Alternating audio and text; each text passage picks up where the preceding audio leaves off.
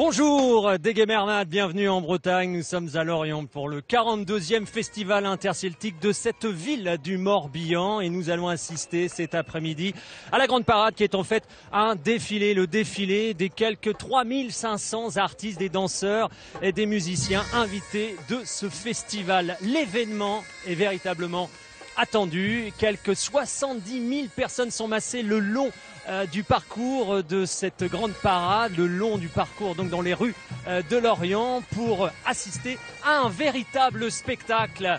Le monde celtique dans ce qu'il a de plus beau, c'est aujourd'hui sur France 3 pendant 2 heures et ça commence avec ces drapeaux qui sont juste derrière moi et l'on reconnaît bien sûr le drapeau breton, le drapeau Guanadu, le drapeau noir et blanc avec les drapeaux des autres nations celtes car il y en a plusieurs qui seront présentés au cours de cette grande parade. Regardez, ils arrivent sur le triskel que les équipes de France 3 ont mis à disposition de tous les artistes cet après-midi.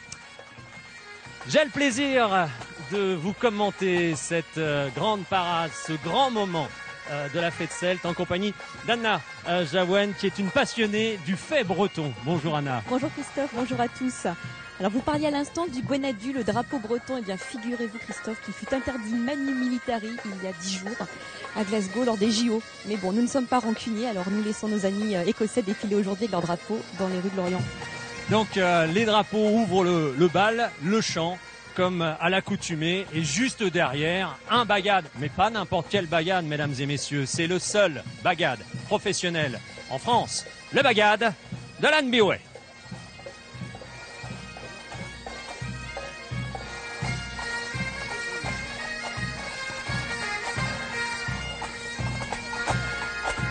Un jeune bagad qui fête cette année 60 ans d'existence pour le bagad de l'Anne Biouet, 33 sonneurs auxquels s'ajoute à l'occasion un bassiste et une section de cuivre. L'Anne Biouet représente la marine nationale partout dans le monde, mais ne joue pas de musique militaire. On peut peut-être rappeler ce qu'est un bagad quand même, Anna, en préambule. Un bagad, c'est un mot breton pour désigner un groupe musical, un orchestre composé de sonneurs de cornemuse, de bombardes et de percussions. Je vous le disais, il y a du monde, 70 000 personnes dans les rues de Lorient aujourd'hui.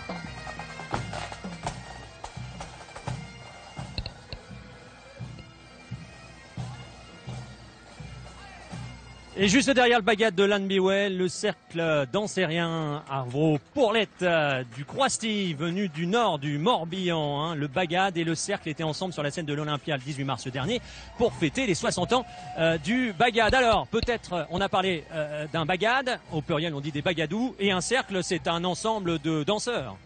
C'est bien ça, Christophe. Voilà. Alors bien sûr, une importance cruciale en ce qui concerne les costumes. Les costumes du Croisty, en effet, qui sont très très colorés.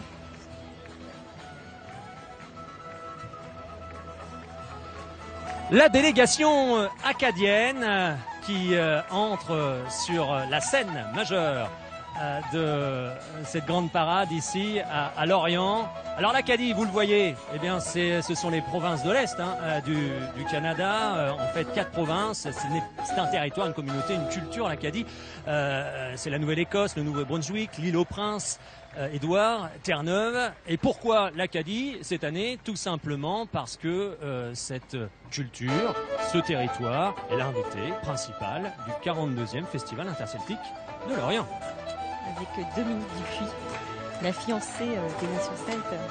Alors nous allons la recevoir tout à l'heure lorsqu'elle aura fini de jouer là sur son grand char de la délégation acadienne. On lui posera la question de savoir ce qu'est une jeune fiancée des nations celtes. En tous les cas, elle est là et elle enchante chaque année depuis 10 ans maintenant l'ensemble du public de Lorient avec la magie de son violon.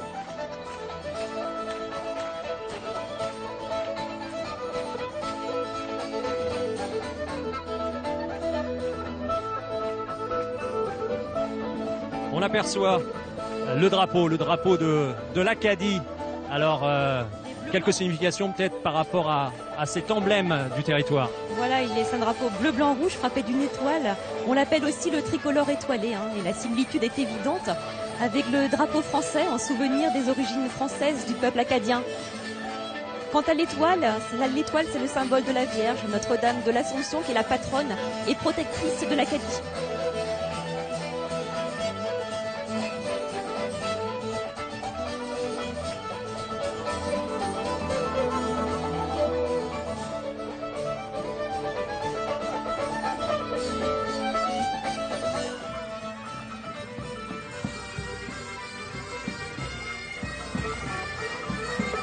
Retour sur le territoire national, Auray, le Bagad et le cercle d'Auray, la Quévrenalerie du Morbihan. Ce sont en réalité des cheminots qui ont eu l'idée d'associer la musique et la danse en 1951. Une idée qui fonctionne toujours avec une centaine de membres. La Quévrenne collectionne les tampons sur son passeport car ils se produisent partout dans le monde. Alors, quand même, petite définition, puisque j'ai une passionnée de la Bretagne et du fait breton à mes côtés, une petite définition de Quévrenne. Alors on parle de Quévrenne ou de Kerlen. Quand un bagad et un cercle sont associés, ils travaillent ensemble. Alors un cercle celtique, c'est un groupe de danseurs et un bagad, c'est une troupe de musiciens. Alors les bagadous en Bretagne ont été créés dans les années 1940, après la Seconde Guerre mondiale. Et les cercles celtiques, eux, sont un peu plus anciens. Le premier date de 1911 et on le doit, figurez-vous, aux Bretons de Paris. On en parlera des Bretons de Paris, car Paris est la première ville bretonne de France.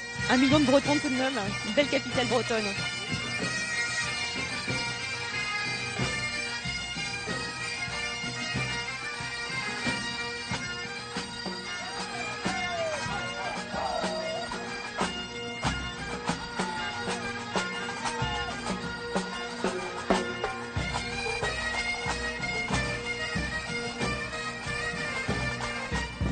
Alors le cercle de la Quévrenalerie est un des plus anciens et des plus prestigieux cercles et ensemble avec le Bagad.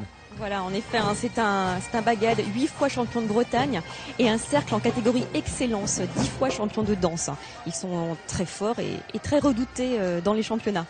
Car championnat, il y a. Les Bretons adorent les concours, les championnats. Concours donc pour les bagadous et pour les cercles également. Voilà, et c'est en effet le grand concours, le championnat national des bagadous qui ouvre le festival interceltique tous les ans. Et d'ailleurs, aujourd'hui, dans cette grande parade, nous aurons l'occasion de voir les champions de Bretagne 2012.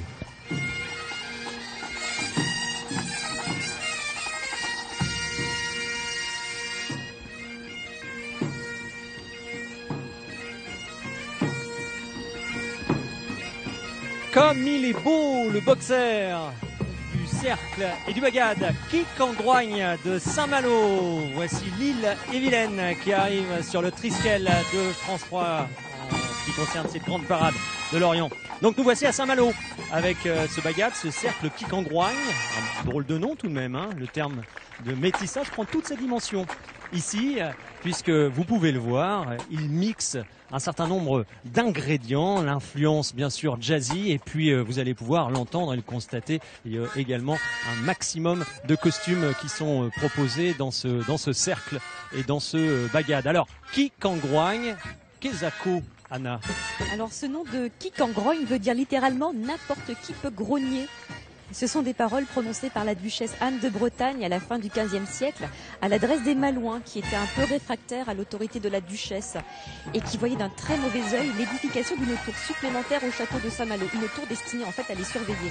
Alors la duchesse Anne leur répondit: ainsi sera, Quicangroigne, c'est mon plaisir, et la tour fut édifiée. Et le boxer, c'est un peu l'emblème de cet ensemble. Voilà, alors le boxer, je m'étais trompée l'an dernier, Christophe, j'avais confondu le boxer et bulldog, c'est pas tout à fait le même costume et tout à fait la même coiffe.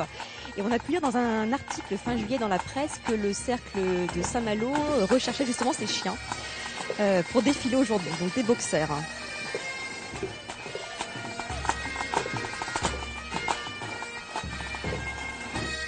Nous avons vu passer le cercle donc et voici le bagad, donc la formation musicale. Un bagad qui évolue en première catégorie, c'est-à-dire qu'il appartient à l'élite des bagadous, car il y a plusieurs catégories bien sûr en ce qui concerne les formations musicales ici en Bretagne. Il y a 5 catégories au total. Donc on a en effet le Bagad qui est en première catégorie et le cercle qu'on a vu qui n'est pas en reste puisqu'il est champion de Bretagne en titre de la fédération Varleur et cela depuis 2008.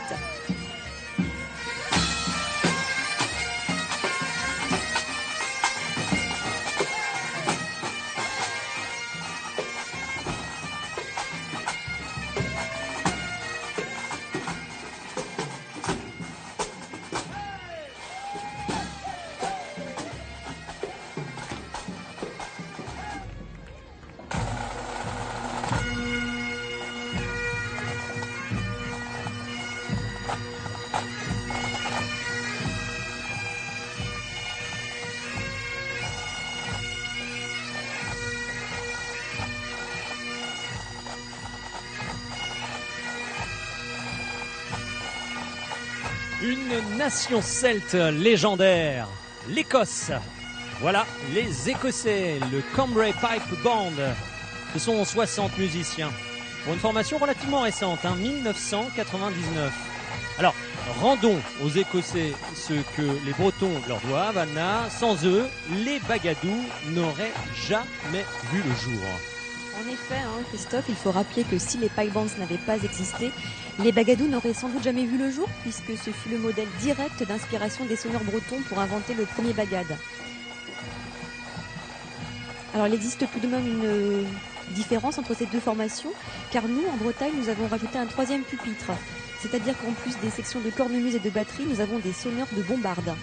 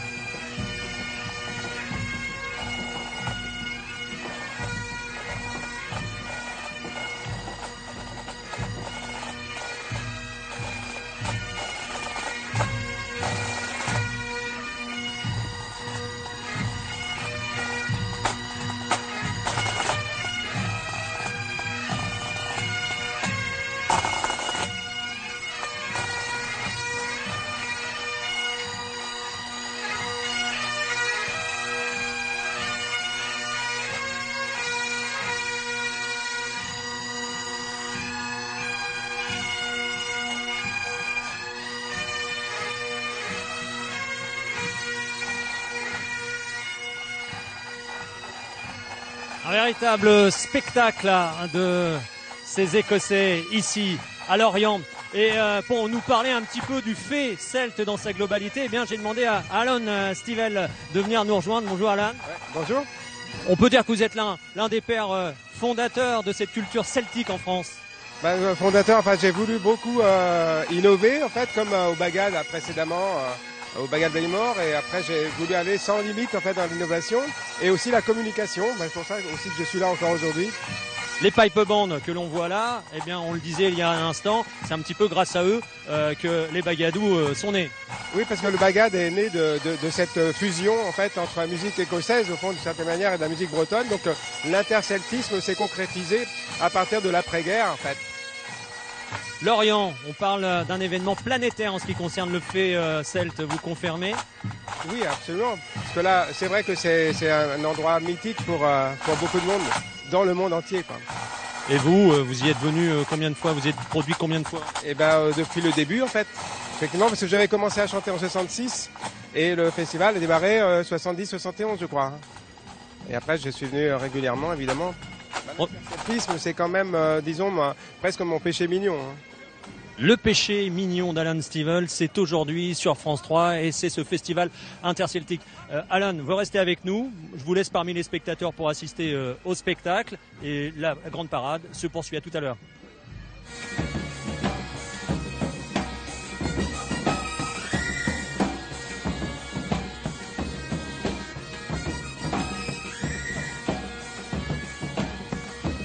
Le Bagad Briec et ses 70 musiciens venus du pays Glazig, dans le sud de Finistère.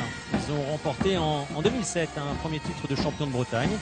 Et ils ont monté un pipe band à l'image des Écossais et vont régulièrement concourir au championnat du monde en Écosse. Donc beaucoup de similitudes avec les Écossais que l'on vient de voir. Et en effet, ils sont dirigés par un tambour-major que l'on aperçoit en tête du groupe avec son bâton de commandement.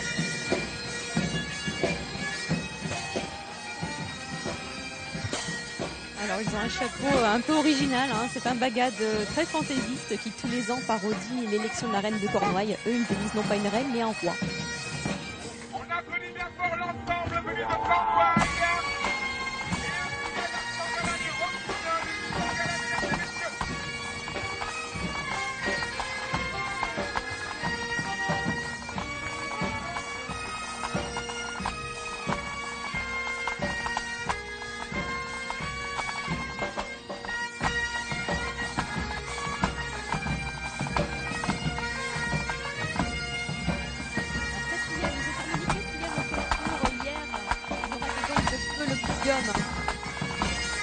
Cela dit, une deuxième place sur cette partie du concours, la partie donc innovation.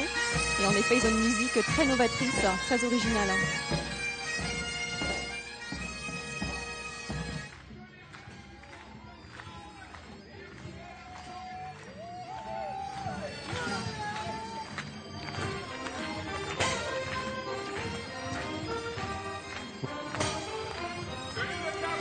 Le cercle Eostiguet Stangala de Carpentun. Les rossignols du Stangala, les Eostiguet Stangala. Eh bien, c'est l'un des plus anciens cercles depuis 1945. Une poignée de jeunes s'étaient déjà réunis pour danser. Ils sont reconnus pour leur chorégraphie époustouflante et leur mise en scène digne des meilleures comédies musicales. Regardez comme c'est magnifique. C'est contemporain, c'est intergénérationnel. Alors c'est l'un des plus anciens, mais c'est aussi l'un des meilleurs ensembles chorégraphiques de Bretagne, avec de nombreux titres de champion de Bretagne.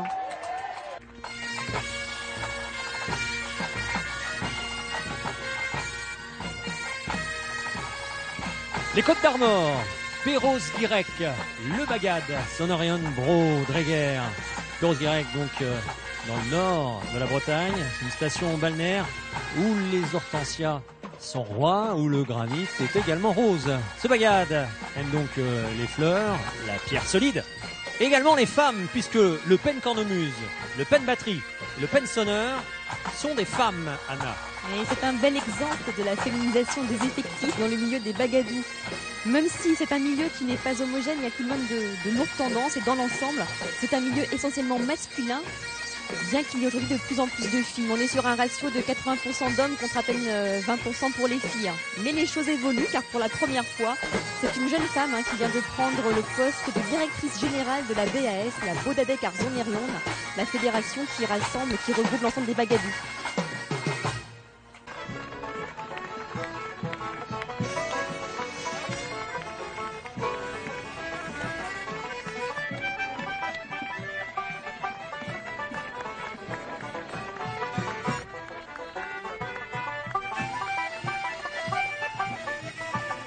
L'Irlande, une nation celte habituée bien sûr du festival interceltique de l'Orient, une nation qui a su exporter sa culture à travers toute la planète avec les danseurs du Rincury Cochlee, pardonnez-moi l'expression, ce sont donc des Irlandais, Rincury Cochlee, ils sont de Cork dans le sud de l'Irlande. Et Cork, c'est un port important. Et c'est de ce port que partir au 19e siècle plus de 3 millions d'immigrants qui voulaient tenter leur chance en Amérique. Et savez-vous que c'est la danse irlandaise qui a donné naissance aux claquettes aux États-Unis? En fait, les claquettes, c'est un mélange de gigue irlandaise et de rythmes africains. On va les regarder danser, ces jeunes danseuses irlandaises.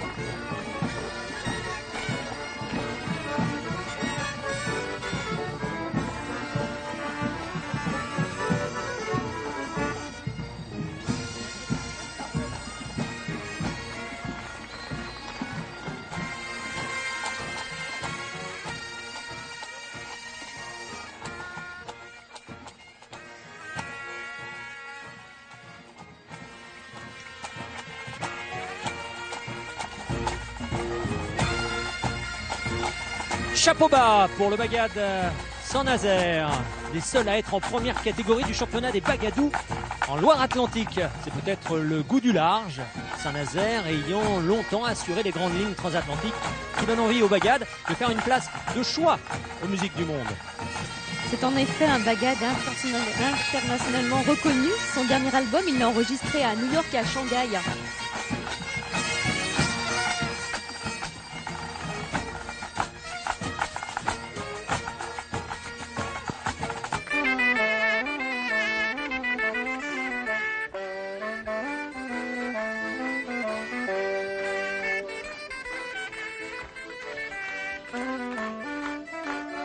Le cercle Broveren de Guérande. Alors bien sûr, si je vous dis Guérande, vous pensez immédiatement celle de Guérande que l'on retrouve en cristaux craquants dans le beurre.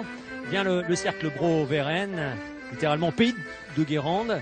Eh bien Guérande qui veut dire saint ou bienheureux. Le costume et les costumes du cercle sont inspirés des tenues de travail des sauniers et des métayers.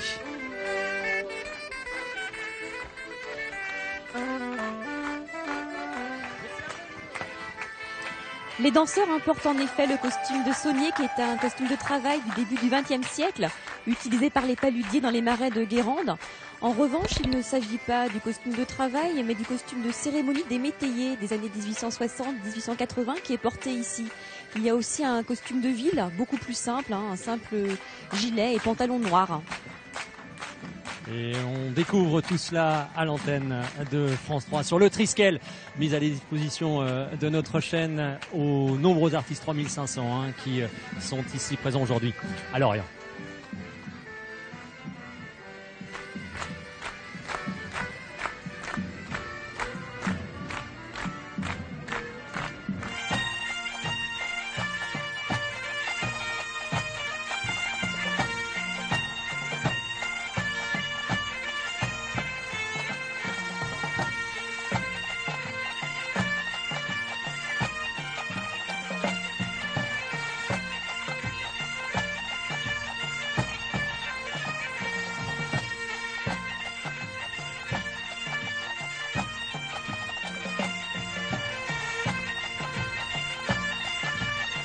Tiens, l'Espagne, ou en l'occurrence une des provinces espagnoles, les Asturies, font partie de cette grande fête celtique ici à Lorient. Nous sommes donc en Espagne avec la banda de Gaitas, Villa Viciosa, Sidra El Gaitero. Je reviens d'Espagne, j'ai un peu l'accent. La région des Asturies, c'est le pays de Lizardo Lombardia, qui est le directeur du festival interceltique de Lorient. Il viendra nous rejoindre dans un petit instant, Lizardo. En tous les cas, cela prouve que l'on est vraiment dans l'interceltisme ici en Bretagne. Cette banda de Gaitas, eh bien, c'est 24 musiciens, cornemuse et percussions. Et leur cornemuse s'appelle la gaïta. C'est un instrument dérivé de la cornemuse médiévale que l'on retrouve en Asturie, mais aussi en Galice.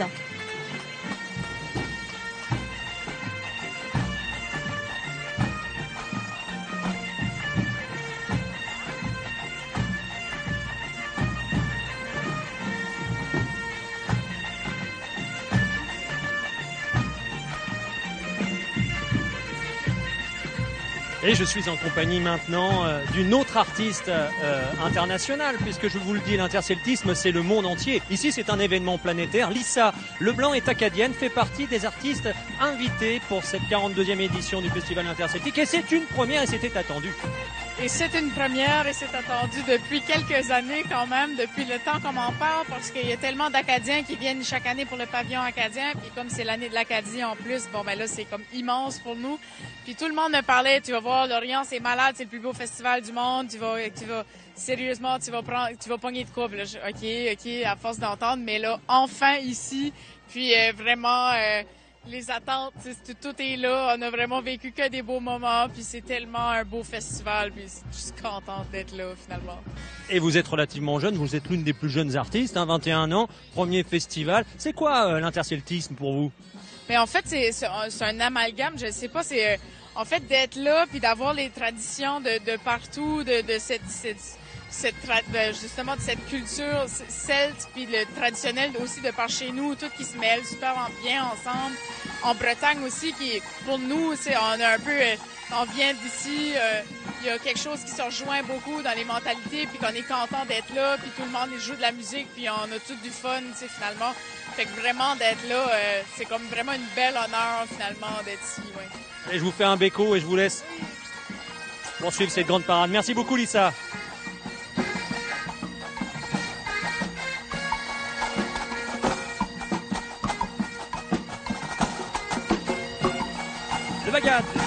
Le Bagat, soit Southern Sévignac de Ceston-Sévigné, c'est dans les îles Vilaines, dans le 35. Si vous avez manqué sur les Champs-Élysées lors de la Brest Touch en 2007, eh bien les voilà.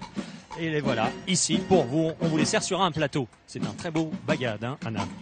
Et oui, et c'est aussi le Bagat qui a fait l'ouverture de la finale de la Coupe de France de football Rennes-Guingamp en 2009.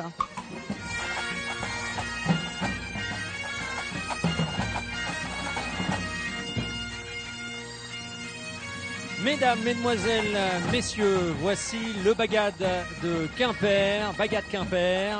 Ce Bagad est le champion de Bretagne 2012. 20 fois champion de Bretagne et voilà la consécration, voilà le bélier, le Mahout, Anna, qu'ils ont gagné au début de ce festival interceltique de Lorient. Oui, en effet, le Mahout, qui est le symbole de force, de persévérance et de victoire. Et autrefois, c'était un vrai bélier qu'on remettait aux vainqueurs. Un Bagad fantastique, Bagad de Quimper, sur tous les fronts, toutes les aventures musicales. Ils aiment reprendre les standards joués aux vieilles charrues de Carhaix. Et on les a vus au festival de Cornouailles jouer à domicile avec le groupe de rock breton Red Cardle.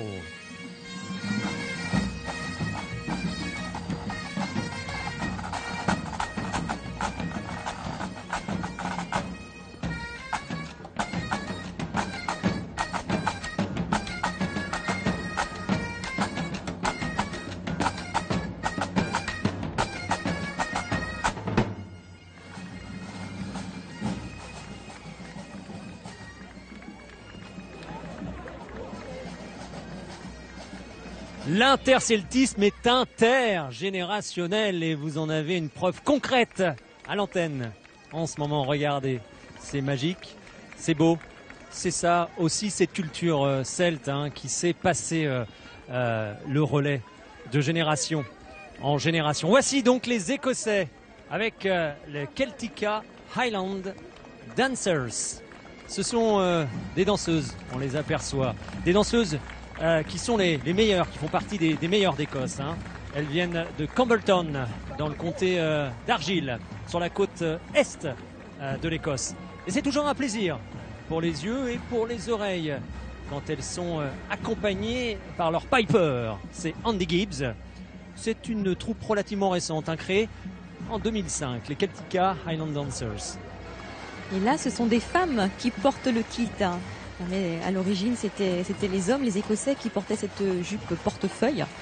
Et le tissu des kilts, c'est le tartan. C'est une étoffe de laine associée aux familles et aux clans. Et comme pour nous les Bretons, leur costume était un signe de reconnaissance ou de ralliement à un clan, à une famille. Et a priori, elles prennent place sur la grande scène que nous proposons aux artistes du Festival interceltique de Lorient.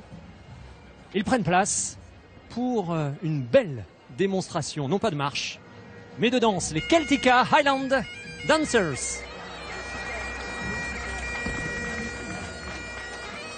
Magique, regardez.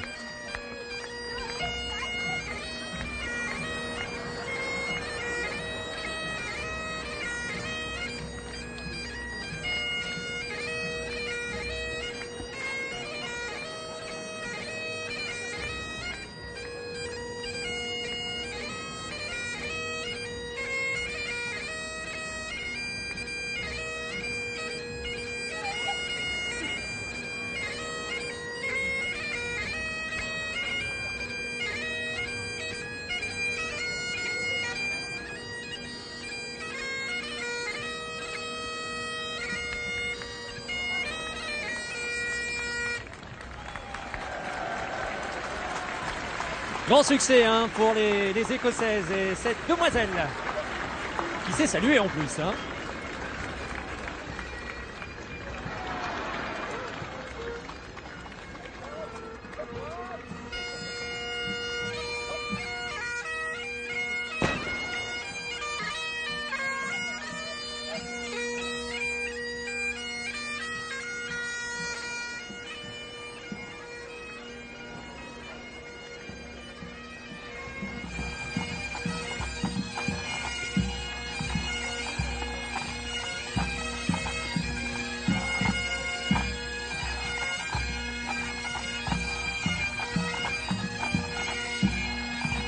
On ne quitte pas l'Écosse et pourtant, nous voilà de retour en Bretagne, à Pont-Aven. Hein. Pont-Aven connu pour ses peintres, ses moulins sur la Veine, et puis bien sûr la musique écossaise avec le GPS Pipe Band. Et en fait, en réalité, c'est l'Écosse, à Pont-Aven tout simplement. Hein. Les musiciens viennent de toute la Bretagne et se débrouillent comme des chefs pour ne pas démériter parmi les centaines de pipe bands existants. Ils portent comme leurs collègues écossais le tartan, c'est l'Anderson moderne. Et ils vivent à fond l'aventure, hein, car le clan Anderson, c'est du gaélique et ça veut dire le fils de Saint-André. Les sonneurs du Grand Piping Society Bretagne se placent donc directement sous la protection du saint patron de l'Écosse. Et en même temps sous celle du roi légendaire de Cornouailles en Petite-Bretagne, cette fois le roi Gradon le Meur, Gradon le Grand.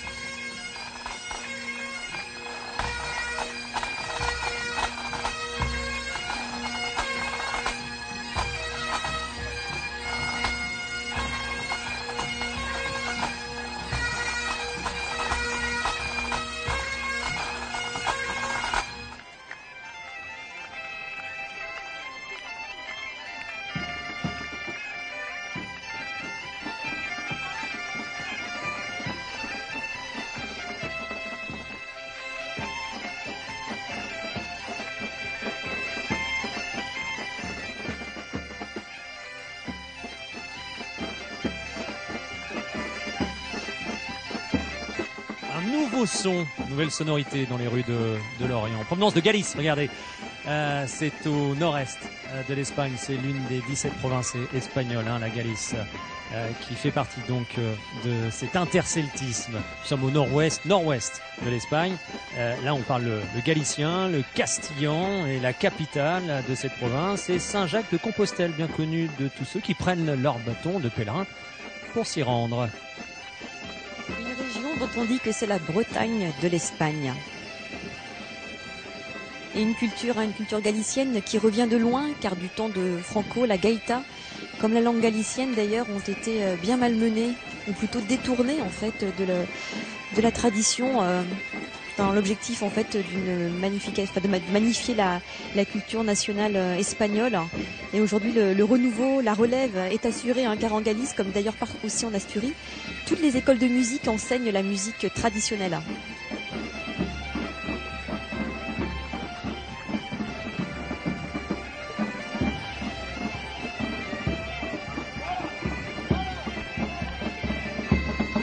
Et on le voit également, hein, Bayad, qui est associé à une sorte de cercle, hein, ici en Galice, où l'on porte un détail bien précis sur tout l'ensemble des costumes. Comme ici en Bretagne, ils portent des costumes traditionnels correspondant aussi à leur région d'origine.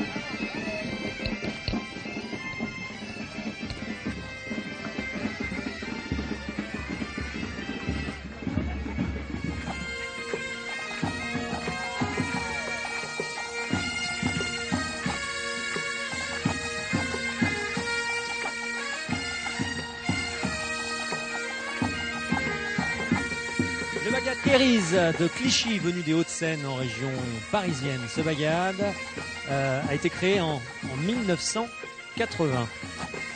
Kériz veut dire citadin. Et on imagine qu'ils sont plus nombreux bien sûr à Clichy que dans nos campagnes, bien sûr les citadins.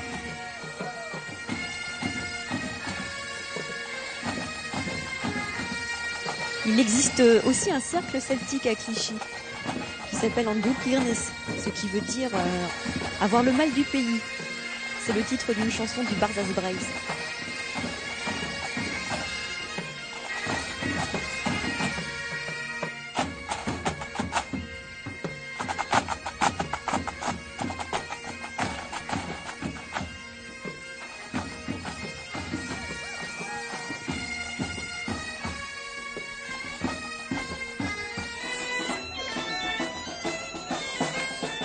Et après le bagad de Clichy, eh bien, je retrouve notre invité Alan Stivell qui est là en qualité de spectateur. Alors un bon cru, cette grande parade 2012. Bah oui, j'apprécie bien sûr notamment Briec par exemple, ou Auray, enfin je veux dire il y a pas mal de Saint-Malo, enfin je veux dire tous les paille-bandes, les bagadous, c'est quand même ça a été ma base, ma formation musicale quoi. Et c'est de là que j'ai pu développer ma musique. Alors Alan, je vous ai demandé de venir à ce moment bien précis de la grande parade parce qu'on a vu Clichy et Vienne en ce moment, la fédération Kendar, qui sont les cercles d'Île-de-France. Alors l'Île-de-France est important pour le fait celtique sur le territoire national. En fait, c'est toute la diaspora. C'est-à-dire que moi, j'aurais pu être à New York, j'étais à Paris, parce que les Bourinois, c'est autant New York que Paris. Et en fait, d'être à l'extérieur, c'est aussi c'est un plus. Ça pourrait être un moins, c'est aussi un plus, parce que finalement, c'est le départ de la conquête du monde. C'est parti de Paris presque d'une certaine manière. Et d'une certaine manière, c'est vrai qu'aujourd'hui, c'est d'essayer de répandre la Bretagne, la répandre dans le monde entier, quoi. Parce que vous avez débuté en Île-de-France, hein. Au retour des choses. Et débuté effectivement, puisque j'ai habité beaucoup Paris, quoi. Et c'est dès le moment que les Bretons, c'est un peuple, c'est une communauté humaine. En fait, elle peut vivre où elle veut, en fait, dans le monde. On parlait en ouverture de cette émission que Paris était la première ville bretonne. Vous confirmez ? Au point de vue population, effectivement, puisqu'on a parlé d'1 million de Bretons à Paris. Et voilà, donc après ces Bretons de Paris, il y a toujours besoin quand même du ressourcement, de réenracinement. Je veux dire, il faut quand même que l'apprentissage de la langue, de la culture, parce que je pense que c'est important de pas seulement se dire breton, mais aussi se bretoniser soi-même. Alan, je vous laisse assister à cette grande parade, à la suite de cette grande parade, et merci infiniment d'être passé nous voir, et puis bon spectacle. Canavo.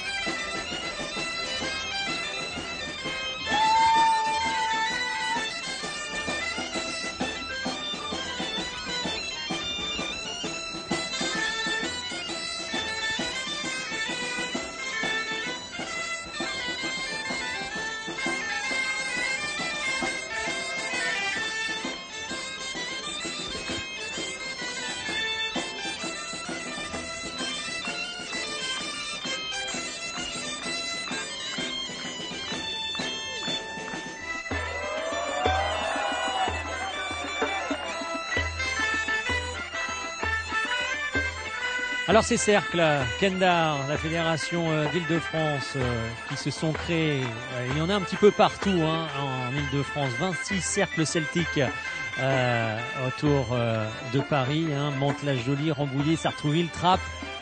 Et en réalité, cette fédération du pays Kendar, d'Île-de-France, eh bien, est très très très importante. Hein, beaucoup de cercles et tous ont un petit peu le mal du pays.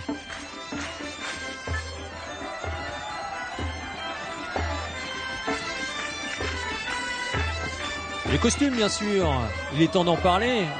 On peut le voir que même en région parisienne, on apporte un souci constant dans la représentativité traditionnelle du costume breton. Et là, en effet, on voit des danseurs qui portent le costume de Plougastel d'Aoulas. Très coloré, le pays des fraises.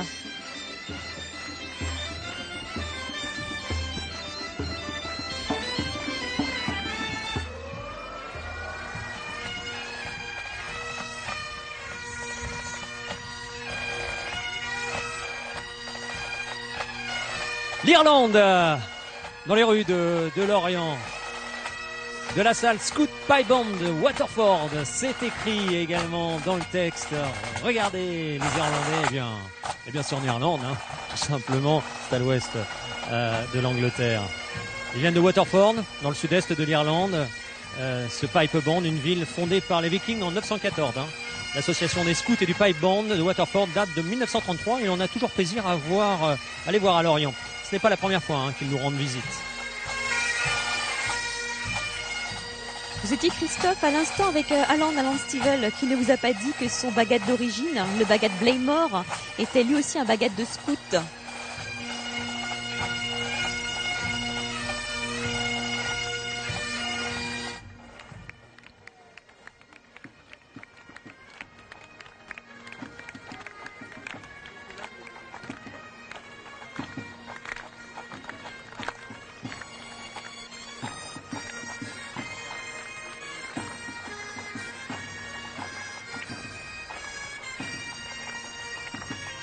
Le cercle bugalais à Norian de Lorient. Ils jouent à domicile, hein, ces danseurs. Ils seront chez eux, ici, à Lorient. Les enfants de Lorient, littéralement. Hein. Près de 80 enfants qui n'en sont plus vraiment. Hein. Profitons-en pour dire quelques mots sur la ville de Lorient qui nous accueille et nous offre ce très beau festival. Alors Lorient, c'est un nom qui fait rêver, qui invite au voyage, mais pas de prime abord vers les contrées celtiques, mais plutôt vers l'Inde ou vers la Chine. Alors Lorient, c'est bien sûr le berceau de la Compagnie des Indes. Au XVIIe siècle, fondé par Colbert avec un chantier naval, ont été construits de nombreux bateaux et le fameux vaisseau, le Soleil de l'Orient, qui a donné son nom à la ville. Depuis, Lorient a perdu son apostrophe.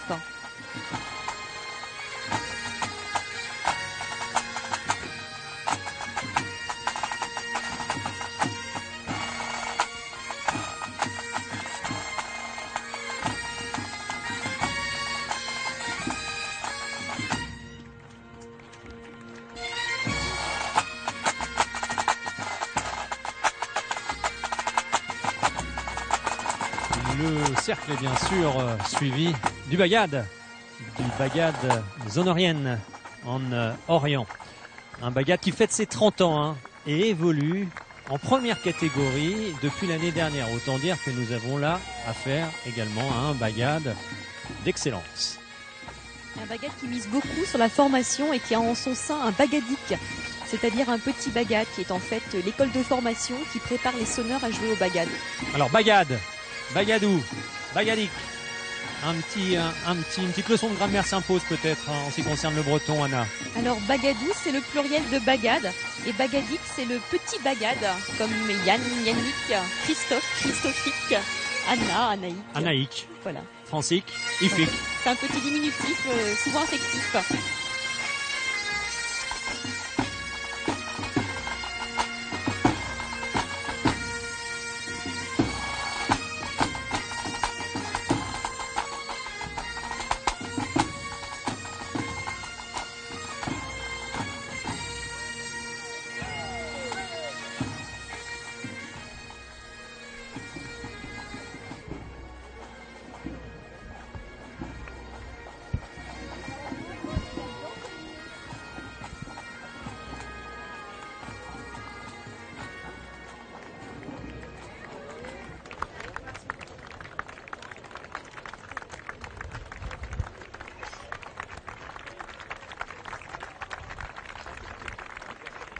Sous les applaudissements du public, le cercle de Pont-l'Abbé, Arvro-Vigouden. Pont-l'Abbé, dans le pays bigoudin, là où les coiffes sont les plus hautes, paraît-il, même si cela n'a pas toujours été le cas.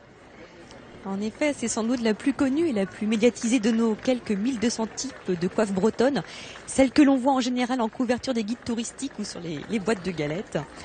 Elle mesure 35 cm, c'est la plus récente, elle date des années 1940, ça tient grâce à de l'amidon.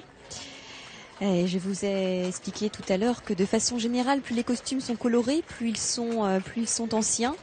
Et de la même manière, pour les coiffes, plus elles enveloppent et cachent les chevelures, plus elles sont anciennes également. Car je vous rappelle, Christophe, que le rôle premier de la coiffure n'était pas de faire joli, mais d'être utile pour se protéger du soleil, bien sûr. Et aussi en même temps et surtout peut-être autrefois de répondre à un interdit religieux, car autrefois une femme ne devait pas dévoiler sa chevelure, car les cheveux étaient considérés comme un instrument de séduction et c'était un péché capital de laisser des mèches de cheveux dépasser de sa coiffe. Alors cette coiffe de 35 cm de haut, c'est vraiment le comble de la frivolité, Et puis côté pratique, on fait mieux, car ce n'est pas très commode en voiture par exemple.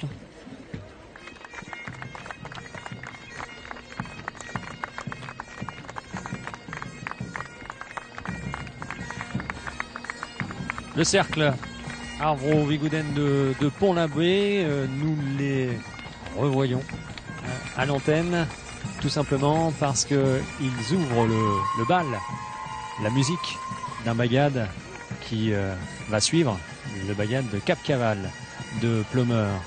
Alors là, on découvre encore une nouvelle fois les coiffes bigoudennes, et puis bien entendu les costumes qui sont là très colorés, ces costumes. En effet, c'est le costume qui est plus ancien que le costume que l'on porte avec la grande coiffe. De façon générale, plus les costumes sont colorés, plus les jupes sont longues, les coiffes bien enveloppantes, les costumes sont les plus anciens. Et c'est justement le petit appendice qui se trouve sur la coiffe que l'on voit à l'écran, la petite coiffe, qui date de la fin du 19e siècle, qui a donné son nom au pays bigoudin.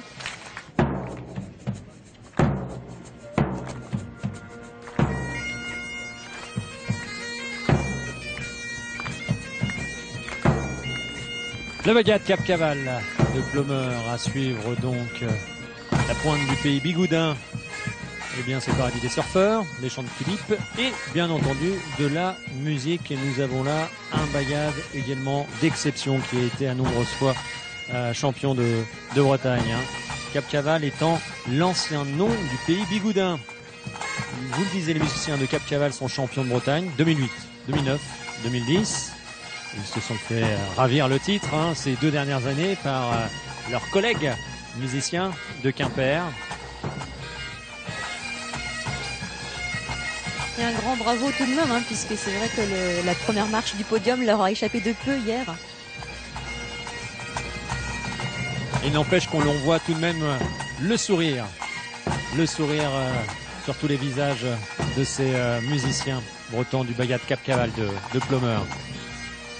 Ravi de défiler aujourd'hui dans les rues de Lorient.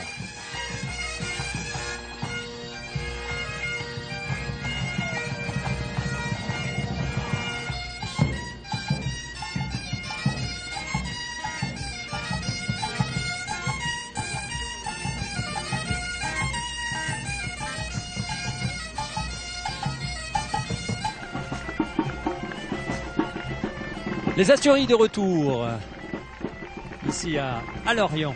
Les Asturies, donc province espagnole nord-ouest. Et là-bas, leur cornemuse s'appelle la gaïta. Un instrument qui a connu une progression remarquable depuis les années 1980, notamment grâce à l'action du Festival interceltique de Lorient.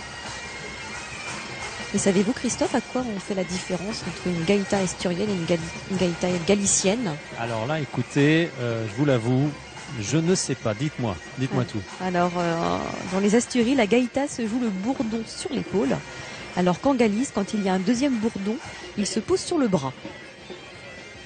Et l'on voit une nouvelle fois, même en Asturie, même dans les Asturies, eh bien, le fait celtique est intergénérationnel. Il y a des jeunes qui sont contents de défiler aujourd'hui à Lorient et des moins jeunes Et vraiment, cette culture eh bien, est un foisonnement.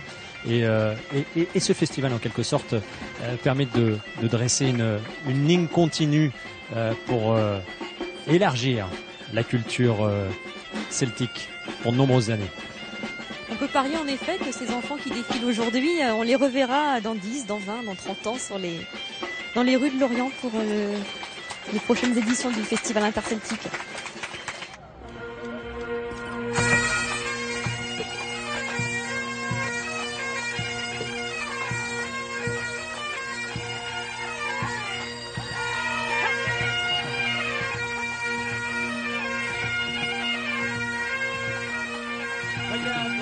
Cercle Carlen-Pondy de Pontivy dans le Morbihan.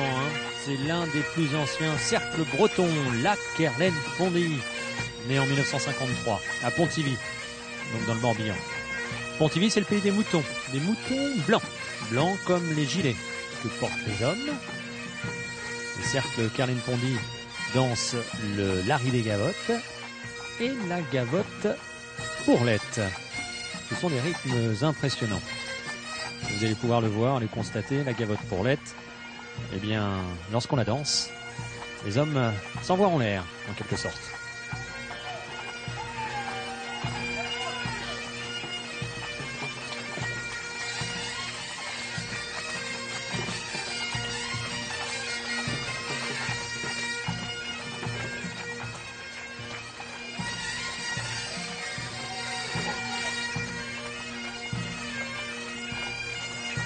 Des sauts acrobatiques impressionnants, et ce sont les femmes qui les supportent. Il faut avoir des bons poignets, avoir des forces, des muscles pour soutenir ces messieurs.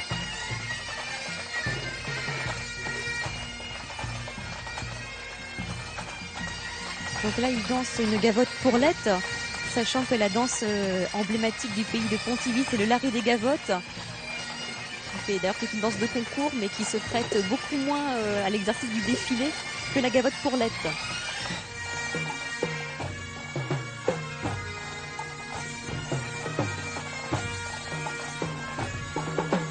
Le bagad Cadoudal de Vernes-sur-Sèche, c'est dans Ille-et-Vilaine. Voici donc les guerriers qui retournent au combat. Le bagad Cadoudal. Ils sont donc de Vernes-sur-Sèche, c'est près de Rennes. Et leur spécialité, ce sont les airs de danse. La pourlette et la danse Léon.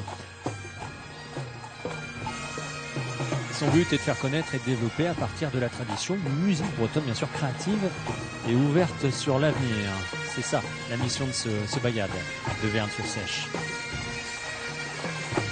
Le répertoire des bagadous est en effet inspiré par la musique traditionnelle bretonne, mais fortement arrangé aujourd'hui. Ils travaillent à partir d'airs traditionnels qui ont été collectés auprès des porteurs de tradition et font preuve d'une belle inventivité et d'innovation pour les adapter à la scène et au concert. Alors le respect de la tradition bretonne n'empêche pas de nombreux métissages avec d'autres musiques.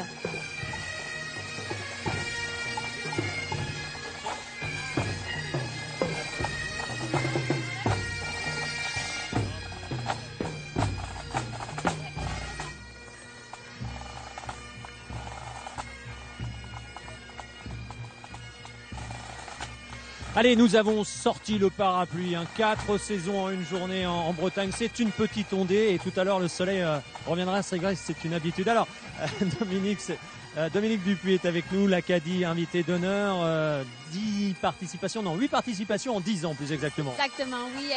C'est en 2002 que était ma première participation au Festival interceltique de Lorient à l'âge de 15 ans. C'est également mon premier festival auquel j'ai participé ici en France. Puis là, j'en suis à ma 8e fois, puis c'est tout aussi le fun chaque année. Alors, je parlais tout à l'heure de l'interceltisme. C'est important pour des artistes de venir ici, de jouer ensemble. Ici, est-ce qu'on a une nouvelle ligne directrice pour faire avancer un peu la culture celte?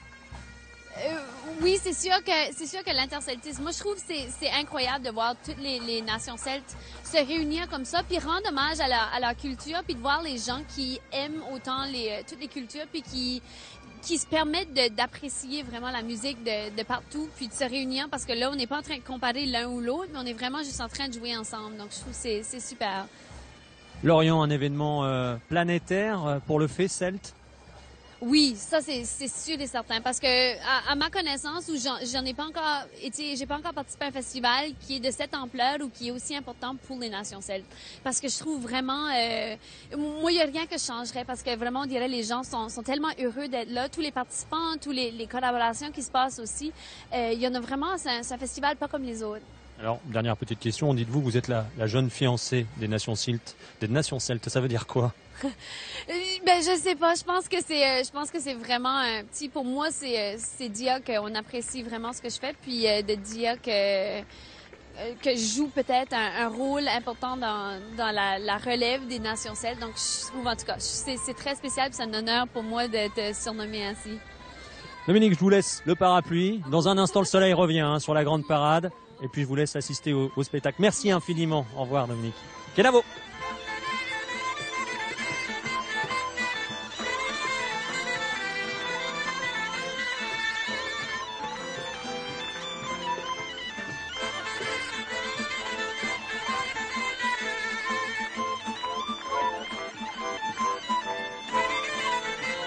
Le cercle Les Genêts d'Or, c'est un cercle de Malville, en Loire-Atlantique. La commune de Malville, près de Nantes. Un cercle ancien, né en 1956, dont les costumes sont ceux de la fin du 19e, caractéristique de la Basse-Loire. Très différent de ceux que l'on vient de voir défiler jusqu'à présent. Alors, on le voit sur ces images, une petite ondée sur l'Orient. C'est important d'avoir les parapluies pour ces danseurs de cercle parce que les costumes sont fragiles, Anna. Les costumes sont fragiles et surtout les coiffes sont amidonnées. Et l'amidon ne supporte pas l'humidité. Donc ça veut dire que ça tombe. Ça tombe, voilà, Tout simplement. Et le département de la Loire-Atlantique et la Bretagne, on peut en parler tout de même parce que c'est une histoire d'amour. C'est plutôt une histoire de divorce, puisque c'est Pétain en 1941 qui a détaché la Loire-Atlantique. D'ailleurs, à l'époque, ça s'appelait la Loire inférieure. Mais aujourd'hui, la majorité des Bretons souhaitent la réunification de leur région historique, de leur région culturelle.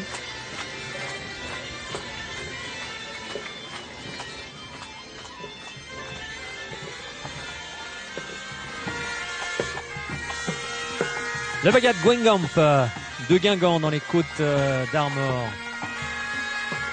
Ce bagade a accompagné à plusieurs reprises Alan Stivell, que nous avons reçu et qui assiste en qualité de spectateur à cette grande parade.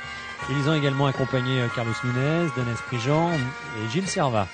Et bien sûr, ils étaient là pour l'ouverture de la finale de la Coupe de France. La Coupe de France en avant de Guingamp, Rennes. C'était bien sûr en 2009 au Stade de France de Paris. Dans un bagade, y a-t-il un nombre précis de bombardes, de cornemuses et de percussions, Anna? Alors il y a en effet par pupitre d'instruments, il y a un nombre imposé. Alors ça varie suivant les règlements, suivant les années. Là à Lorient, ils sont très nombreux pour le festival, pour cette parade. Mais en règle générale, les sonneurs de bombardes sont les plus nombreux.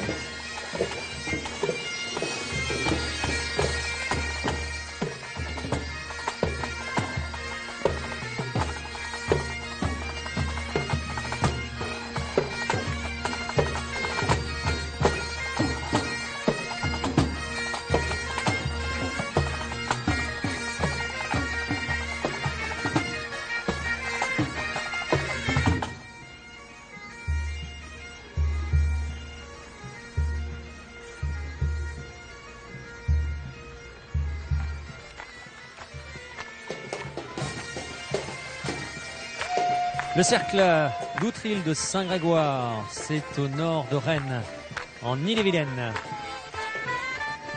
Alors là-bas, on ne parle pas le breton, mais le gallo.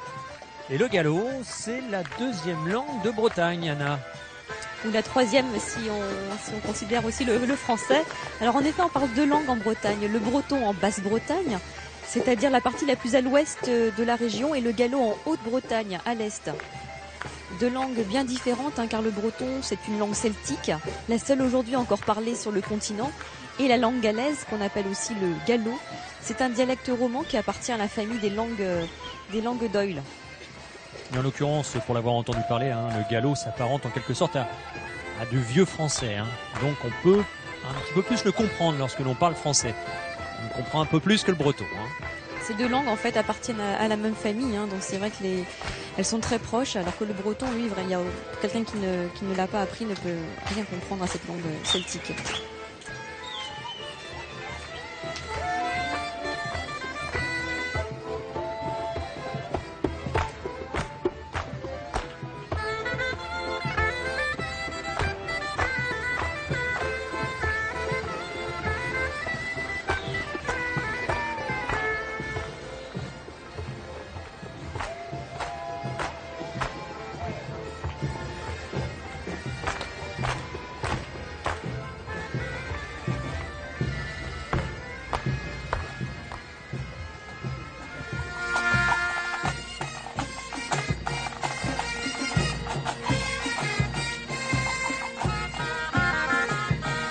Le bagad de Dol de Bretagne dans l'île-et-Vilaine, Annenternoz.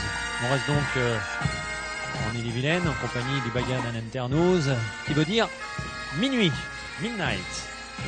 Dol est situé à mi-chemin entre Saint-Malo et le Mont-Saint-Michel. Alors du beau monde, hein, est passé par Dol de Bretagne. Chateaubriand y a été pensionnaire. Et Victor Hugo avec sa maîtresse attitrée, hein, Juliette Drouet, il y a également séjourné. D'ailleurs, on peut voir Victor Hugo à travers bien sûr une statue dans Dol de Bretagne.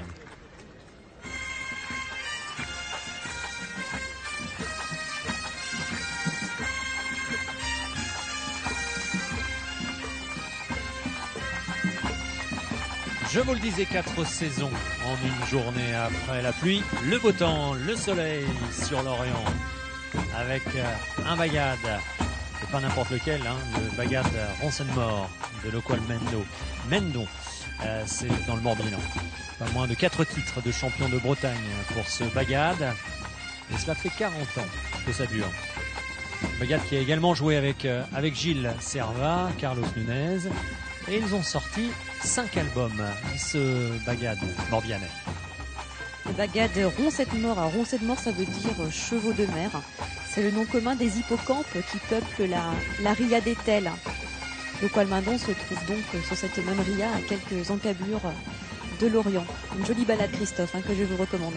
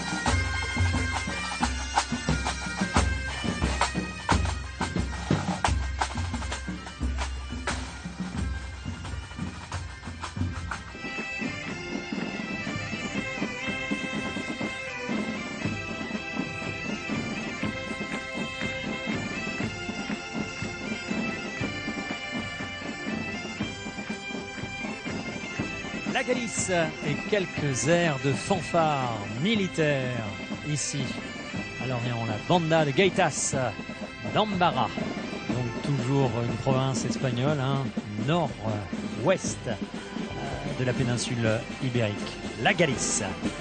Alors cette banda de Gaitas, ils ont un répertoire très large, hein. Ils aiment autant interpréter, et on le voit là, la musique galicienne, les airs de fanfare de la fin du 19e siècle.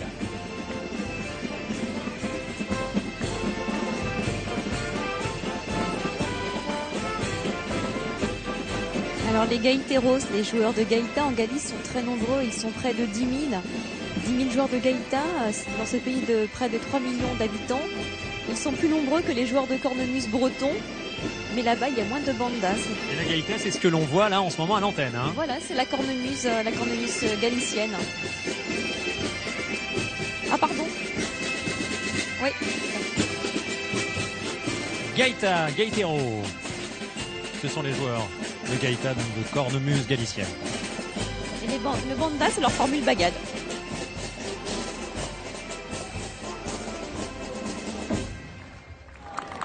La relève, toujours présente ici à Lorient. Regardez ces belles images. Le cercle Guanadu de Landres-Varzec. Landres-Varzec dans le Finistère. Voilà un cercle qui a repris le nom du drapeau breton, hein, le Guanadu. Noir et blanc. Les hommes portent le gilet typique du pays de Glazig, le petit bleu. Puisque Glazig veut dire petit bleu. Et la couleur des draps dans lesquels sont composés, sont taillés ces costumes et donc le bleu. Alors, glaze en breton, c'est un adjectif qui veut dire bleu, mais qui veut également dire vert. En fait, glaze, c'est la couleur de l'océan, la couleur de la mer, hein, et en français, il n'y a pas d'équivalent. C'est vraiment un qualificatif spécifique à la langue bretonne, qui est très, très imagé, très poétique. Hein, glaze, c'est la couleur aussi du vert naturel. Les feuilles, l'herbe, les petits pois, c'est glaze. Par contre, si c'est un vert qui n'est pas naturel, on utilisera le terme guerre. Mais glace, c'est bleu et vert. Glace, c'est là aussi la couleur du ciel, la couleur de votre chemise. Très bien, je suis glazé.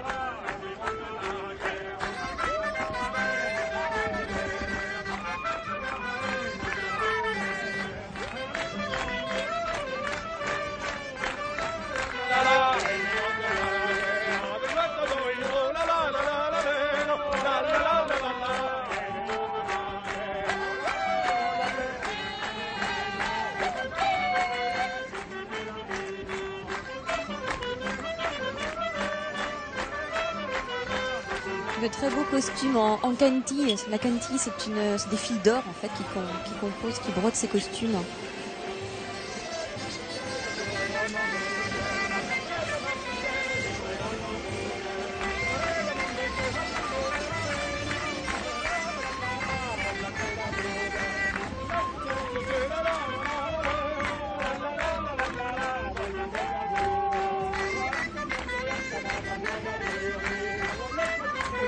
Les enfants en bonnet perlé ou en bonnet de dentelle. Alors, autrefois, hein, les bébés et les enfants d'ailleurs portaient le sarrau, la robe et le bonnet jusqu'à l'âge de 6-7 ans. C'est uniquement vers cet âge-là que les petits garçons en fait portaient le pantalon.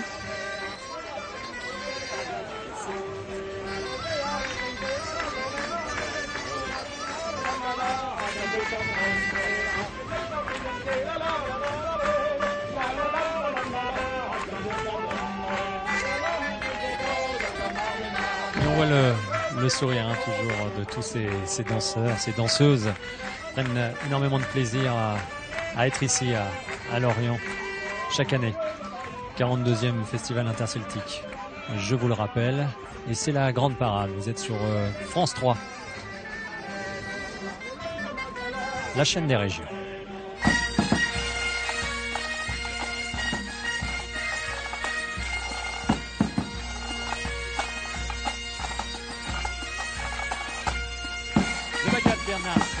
Quimper, hein. On reste dans le pays Glazig et dans un quartier de Quimper en particulier. Penhars, comme ça qu'on prononce, Anna? Penhars, très bien. Penhars, ouais. Formation qui vient de fêter ses 25 ans. Et il y a en réalité un nid de bagadou hein, dans ce coin de Bretagne, à Quimper en particulier, j'ai l'impression, puisque il y a le bagad champion de Bretagne 2012 et il y en a d'autres. Hein. Le bagad Quimper, en effet. Il y a également le bagad du Moulin Vert, bagad Penhars, donc. Bagad Kearney, il doit y en avoir comme ça 4 ou 5. Et si on compte leurs bagadigous, leurs petits bagades, les écoles de formation, on doit arriver à une dizaine de bagadous sur, rien que sur la ville de Quimper. Donc c'est une ville prolifique en matière de musique bretonne. Voilà, sachant que le Finistère est vraiment le département qui compte le plus de formations musicales de type bagade.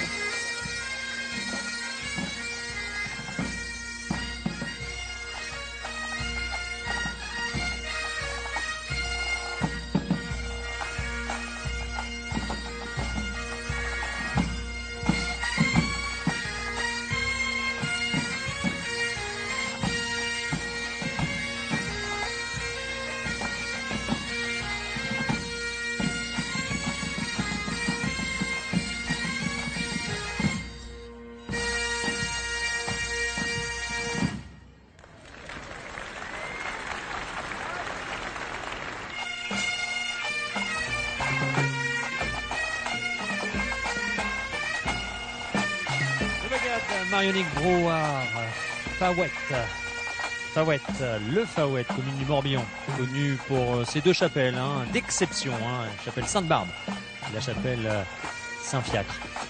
Ce bagad est au pays du roi Morvan, juste à la frontière du Finistère et du Morbihan.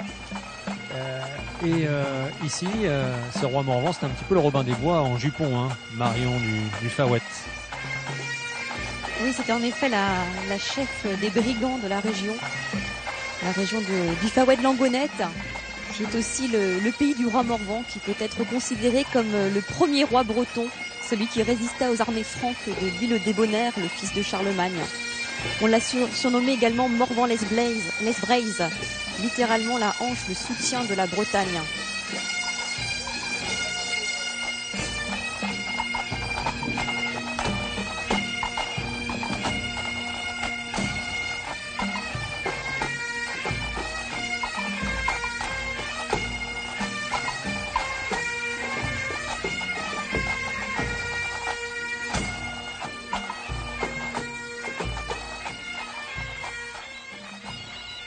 Le cercle Boquet-Erlan de l'Armor-Plage. Alors l'Armor-Plage n'est pas loin de Lorient. C'est un bouquet de landes. Le cercle Boquet-Erlan de l'Armor-Plage, c'est à l'ouest de Lorient, c'est face à l'île de Groix. Les enfants portaient très tôt le costume et la coiffe pour les filles. Et les costumes de l'Armor sont particuliers. Ils peuvent être citadins ou paysans.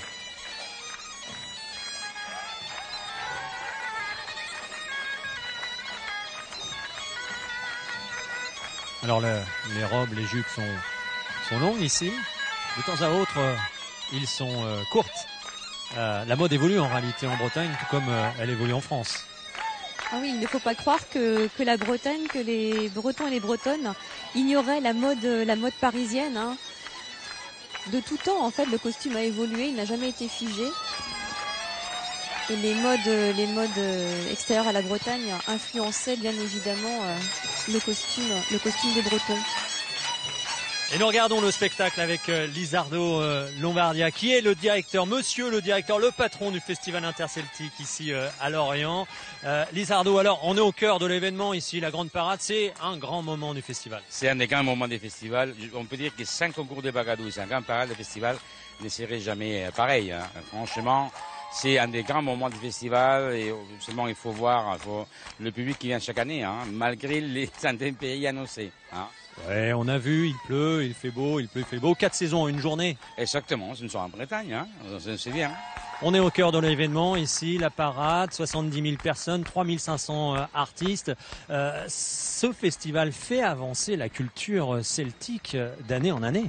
C'est ça que nous faisons chaque année. Nous essayons toujours de regarder surtout sur l'avenir. Même dans les moments plus traditionnels, comme la parade, il y a déjà des introductions de la scénographie, de la déambulation un peu étudiée en amont. C'est-à-dire qu'il y a toujours un spectacle qui se met en route. Et les festivals regardent toujours l'avenir.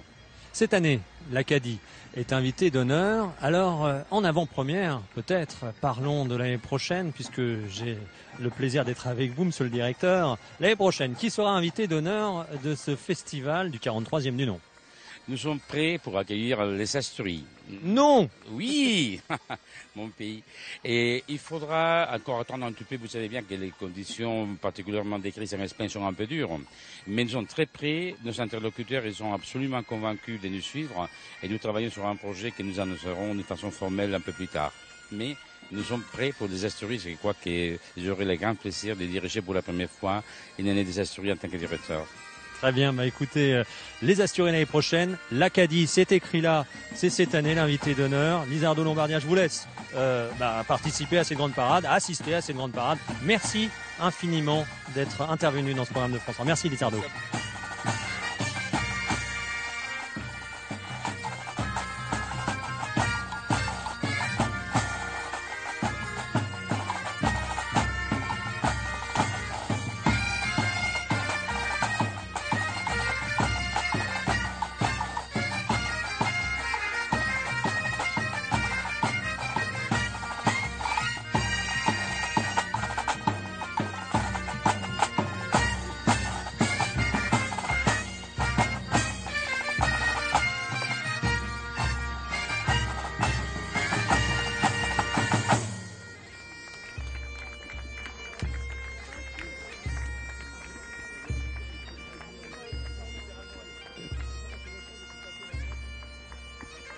Le Bagad Pro Quimperlé, de Quimperlé dans le Finistère. Hein. Quimperlé, une agglomération finistérienne qui se partage entre Avesnes et Vanthey. C'est un très ancien Bagad, celui de Quimperlé, né en 1949. On l'appelle le Bagad à la ceinture rouge, en hommage à Mathurin l'aveugle. C'était un sonneur de bombarde, un joueur de bombarde, qui jouait absolument tout avec virtuosité. Hein. Des airs bretons comme des airs d'opérette. Et qui devait donc porter, à mon avis, une ceinture rouge chez Mathurin, non ? Sûrement, Christophe. Mathurin l'aveugle, hein, plus communément appelé ici Mathilde Nandal. Il est né l'année de la Révolution française et il fut plus tard invité par le roi Philippe Ier à se produire à la cour de France.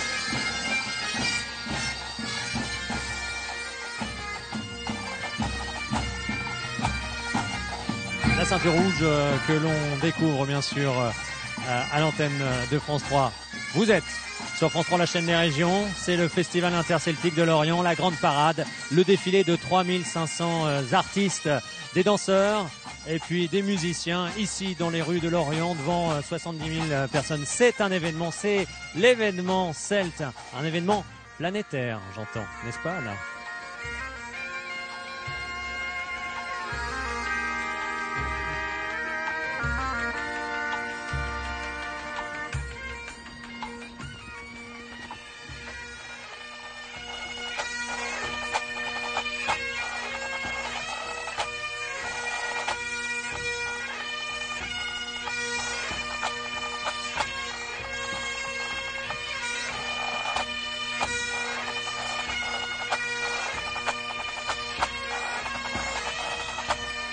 L'Écosse, regardez, l'Écosse, c'est un peu au nord de l'Orient, de l'autre côté de la Manche. Le Vale of Clyde Pipe Band. Ce pipe band vient d'une petite ville au centre de l'Écosse, dans la vallée de la Clyde, entre Édimbourg et Glasgow. C'est Lanark. Lanark où a eu lieu la première réunion du Parlement écossais en 978. C'est de Lanark que le Vale of Clyde Pipe Band a fait le voyage jusqu'à l'Orient. Et ce n'est pas la première fois qu'ils viennent, les Écossais. Les Écossais qui viennent tous les ans et qui font bien sûr partie des nations celtes. Alors on a l'habitude aujourd'hui de voir les sonores de cornemuse jouer ensemble. Mais à l'époque des cours écossais, c'était un instrument de soliste. Un instrument qui a conservé d'ailleurs un répertoire de grande musique que l'on appelle le pibroch. C'est un art extrêmement compliqué et dont on peut écouter les meilleurs virtuoses ici à Lorient pendant le festival.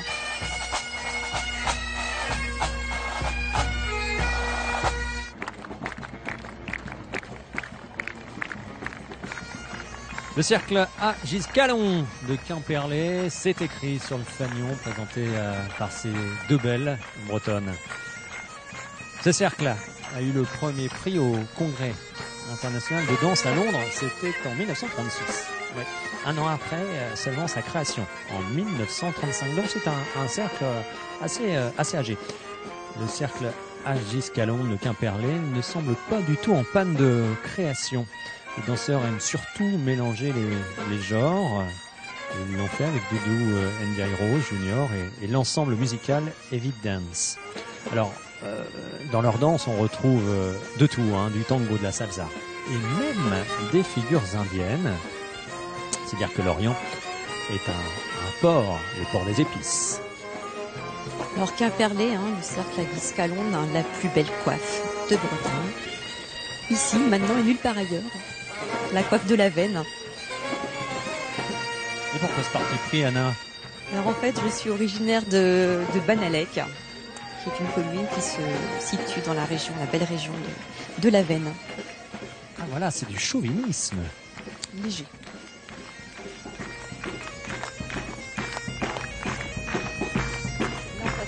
Traditionnels, ils font un travail permanent sur ces costumes, non seulement pour perpétuer la tradition, mais également pour s'en inspirer, car ce cercle, lors de ses spectacles chorégraphiques, simplifie, fait un travail sur les costumes, s'en inspire, mais les adapte également aux besoins de la scène. Il doit y en avoir des petites mains derrière. On me dit que ce sont souvent les mamans ou alors les épouses des danseurs qui sont aux affaires en matière de couture. Hein. Les mamans, les grands-mères, les tatas. Ouais, c'est vrai que c'est un travail extraordinaire et réalisé par des bénévoles, encore une fois. Tous les artistes qui défilent aujourd'hui, car ce sont des artistes, sont des personnes qui défilent bénévolement. C'est des musiciens, des danseurs amateurs en Bretagne. À l'exception du baguette de Landbiwi. Là, ce sont des sonores professionnels. Sans dire que ce sont tous des passionnés, ça se voit hein, sur leur visage. Je vous le dis, le sourire est omniprésent aujourd'hui à Lorient.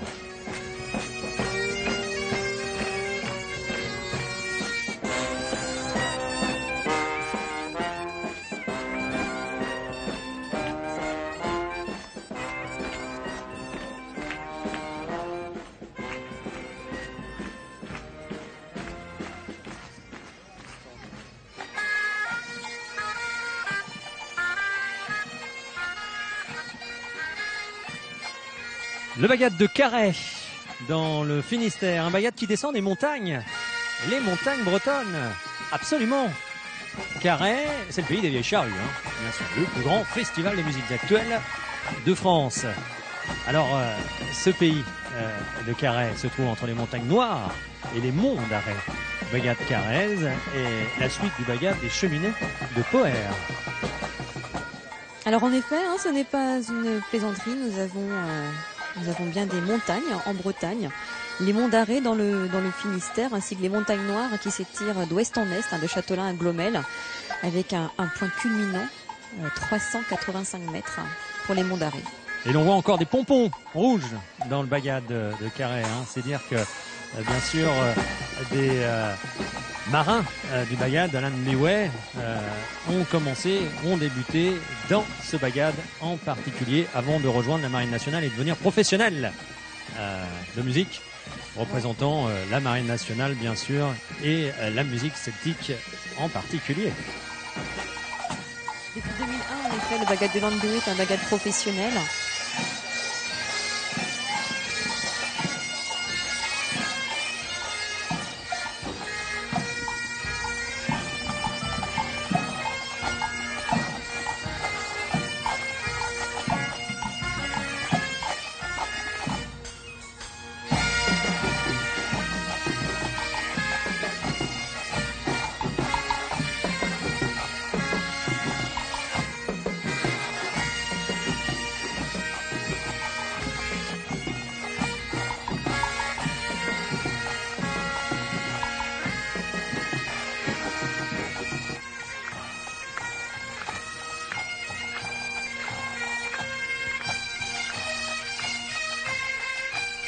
Le cercle à Keren Orléans et son bagad, hein, un ensemble. Hein. On vous parlait tout à l'heure des nombreux cercles celtiques de la région parisienne. Eh bien, en 1934 naissait à Orléans le cercle Kevren. Les costumes sont majoritairement ceux de la presqu'île de Crozon, mais d'autres pays sont représentés. Beau landau d'ailleurs, hein. Un landau d'époque à mon avis. Alors le cercle celtique est accompagné par le bagad de la Kevren Orléans dont la première sortie remonte à 1954. À l'époque, il y avait 2 tambours, 2 binious et 5 bombardes. Ça fait pas lourd, ça. Et non, autant dire qu'à l'époque des premiers concours, ils auraient tout simplement été disqualifiés, car le premier règlement en 1949 imposait un nombre minimum de 6 binious, 4 bombardes et 2 tambours.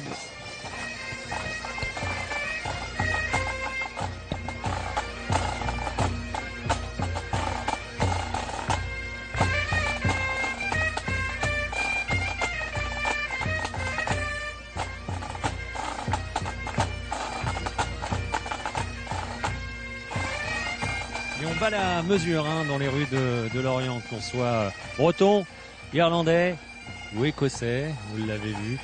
On applaudit tous ces artistes qui se produisent aujourd'hui dans cette grande parade 2012. Et pour faire honneur à la ville de Lorient, à la région vantaise, ils jouent et dansent un andro, qui est la danse caractéristique d'ici de Lorient, du Vantais. Ah, les Orléanais font plaisir et font surtout honneur à Lorient, à la ville d'accueil, à leur ville d'accueil aujourd'hui.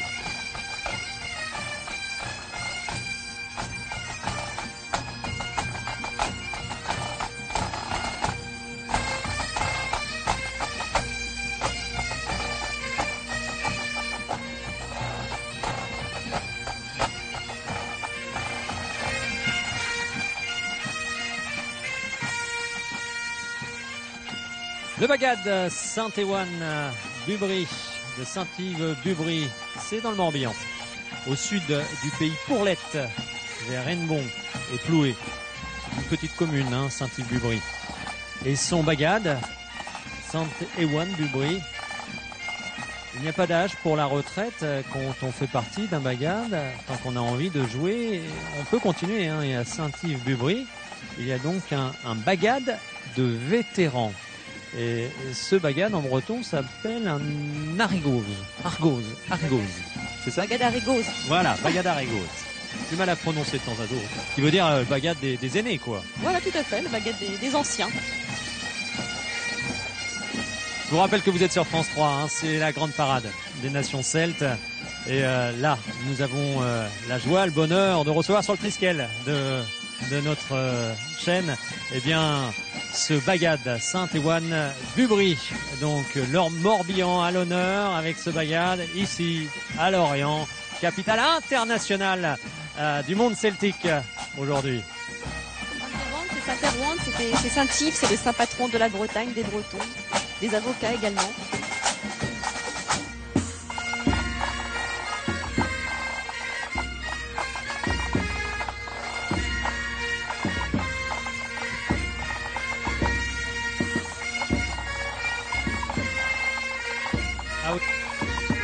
Le Bagadig de Lorient. Le Bagadig, donc une école, une formation en quelque sorte pour les futurs instrumentistes des Bagadous. Le Bagadig, en effet, c'est l'école de formation, les sonneurs, les jeunes sonneurs, ou les moins jeunes d'ailleurs, il n'y a pas d'âge pour apprendre la musique bretonne, commencent leur pratique instrumentale dans des écoles qu'on appelle les Bagadigous. Bagadigous. Le Bagadig d'Azon. D'Azon voulant dire avenir en breton. Donc là, on le voit. Il y a beaucoup de jeunes. C'est l'avenir. C'est la suite de cette culture celte ici en Bretagne. En quelque sorte, la relève est assurée. C'est clair.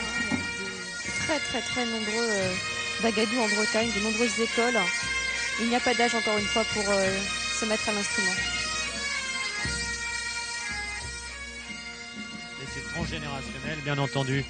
Les jeunes sont en compagnie de leurs aînés et toujours un pompon rouge d'un marin du Bagad de Lambiway qui a rejoint son Bagad d'origine.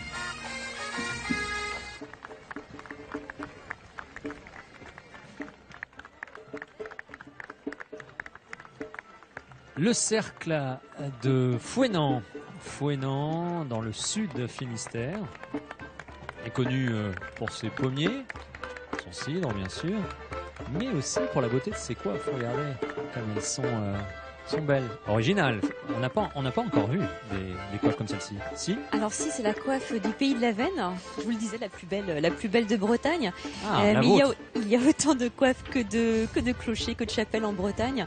Alors le montage de la coiffe est un petit peu différent à Fouesnant. Alors bien sûr, je parlais du montage, Anna. Je parlais du montage de la coiffe qui était nouveau, avec des fleurs et bien sûr toujours belle couleur dans ces costumes des Bretonnes. La coiffe est importante, mais également la collerette. La collerette, c'est un travail assez extraordinaire. Je ne sais pas si on peut voir le détail à l'écran. Elle est en fait repassée avec à peu près 400-500 tiges en fait de roseaux. Un repassage, donc on met une paille à l'envers, une paille à l'endroit, et on repasse comme ça pour cette collerette pour lui donner une forme très particulière. C'est un travail très long, il faut environ 4-5 heures pour repasser une collerette. Donc vous comprenez que lorsque la pluie tombe, les filles et les danseuses se ramassent très vite puisque l'amidon ne supporte pas les intempéries. Ce n'est pas le cas aujourd'hui. Soleil radieux sur la Bretagne et sur l'Orient en particulier. Ouais, les collerettes sont belles. C'est un travail d'orfèvre, donc que de repasser cela. Déjà, j'ai du mal avec une chemise. Je vais pas m'attaquer à la collerette de Fouesnant.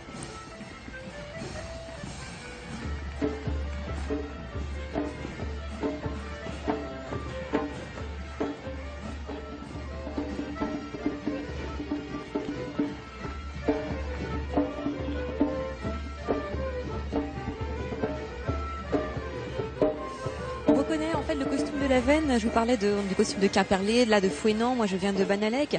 C'est souvent un détail du costume. En fait, la coupe du costume indique le pays, le terroir d'origine. Et après, ce sont des détails qui indiquent la commune, la paroisse. Là, c'est un montage de coiffe qui est un peu différent. Il y aura l'encolure qui sera du costume des femmes qui sera un peu différente suivant la paroisse, suivant la commune. Et ensuite, suivant les broderies, les couleurs de rubans, les bijoux, on aura une véritable carte d'identité de la personne qui porte le costume. On saura en gros si la personne était très riche ou pas.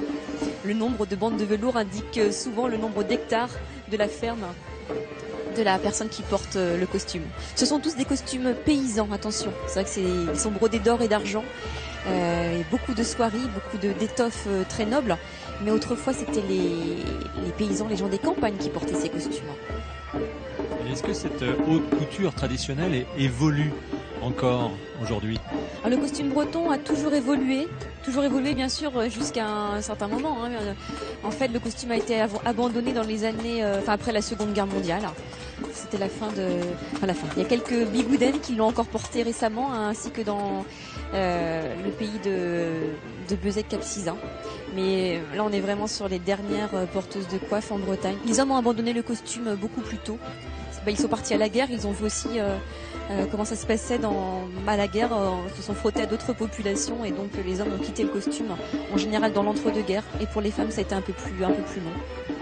Et on les voit danser là en ce moment. Est-ce que la danse évolue encore aujourd'hui, les danses bretonnes, ou ce sont toujours les mêmes? Alors complètement, les danseurs, les musiciens en fait s'inspirent du fond traditionnel breton et bien sûr les adaptent à la scène. Font des chorégraphies qui aujourd'hui évidemment n'ont rien à voir avec la danse traditionnelle, et les adaptent aux besoins du défilé, puisque avancer, marcher en dansant c'est un peu compliqué avec des danses traditionnelles qui se dansaient majoritairement en rond, en cercle, en Basse-Bretagne en tout cas.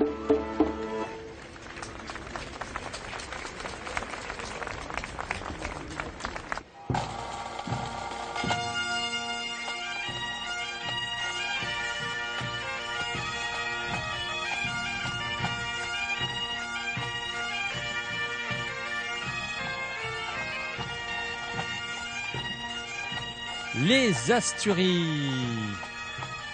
l'Espagne revient nous faire un petit coucou ici à l'Orient, nord-ouest de la péninsule ibérique. Je vous le rappelle, la Banda de Gaitas Canda. Candas, une ville des Asturies très investie dans son rôle d'éducation musicale grâce à une école de musique très enthousiaste.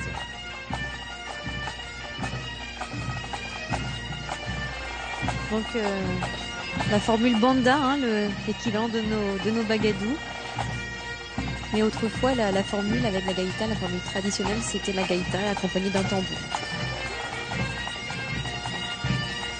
Là une nouvelle fois, lorsque l'on voit cette profusion de costumes. On imagine bien qu'un grand rendez-vous comme celui de Lorient, c'est le moyen de faire avancer la culture celtique et la culture également des costumes. Lorsqu'un Breton rencontre un Asturien, un Galicien, un Irlandais, un Écossais, un Australien cette année, c'est vrai qu'on peut faire avancer également la mode vestimentaire. La tradition, de toute façon, n'est jamais figée. Ça évolue tout le temps.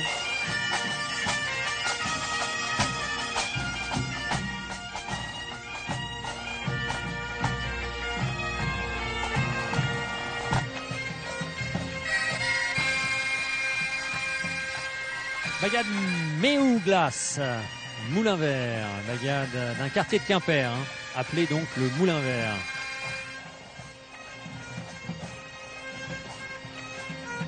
C'est le quartier originaire de Danarbraz, ce quartier de Quimper. Danarbraz qui vient de sortir un tout nouvel album, Célébration.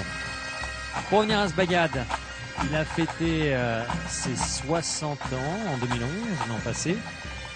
Autant dire que c'est l'un des plus vieux bagadous de Bretagne.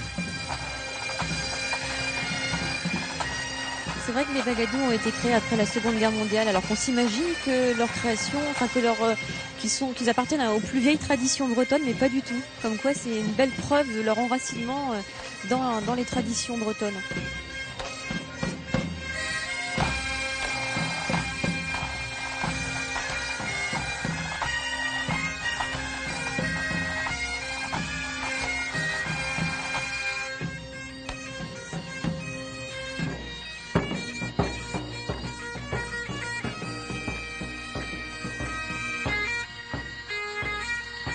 Le cercle Andrewsfort de Port-Louis, la commune de Port-Louis, en fait, ils sont voisins, ils viennent en voisins, ces danseurs du Morbihan, puisque Port-Louis, c'est juste en face de Lorient.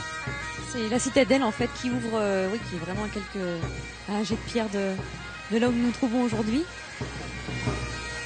Port-Louis qui est aussi connu pour son musée de la Compagnie des Indes. Une très belle visite également. Spécificité, peut-être des costumes que l'on voit encore une fois très colorés. Alors la coiffe, c'est la coiffe du pays de Lorient qu'on appelle, que les voisins ont surnommé l'aéroplane. C'est un sobriquet en fait, c'était souvent les voisins qui qualifiaient avec des petits noms comme ça les coiffes des paroisses environnantes. Là c'est l'aéroplane tout simplement, ça désigne la forme de cette coiffe.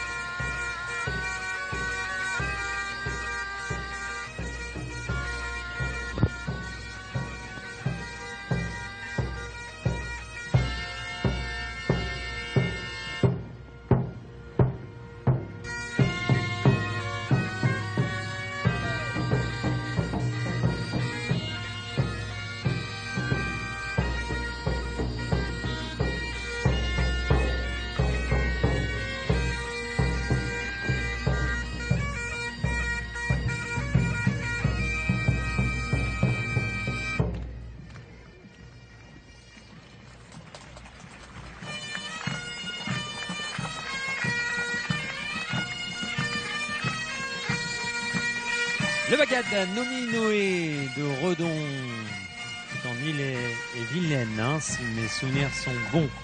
Redon, le bagade qui porte le nom de Nominoé pour sa valeur historique. Nominoé, comte de Vannes, apportera l'indépendance à la Bretagne vers 846 suite à sa victoire contre Charles le Chauve à la bataille de Ballon. Bataille qui s'est déroulée à Bain-sur-Oust, au sud de l'île-et-Vilaine, tout près de Redon en fait. Il y a un bagade qui est né il y a 50 ans. Alors pour la petite histoire, c'était un bagade qui à l'époque était célèbre car très original. C'était le premier bagade de Bretagne uniquement féminin.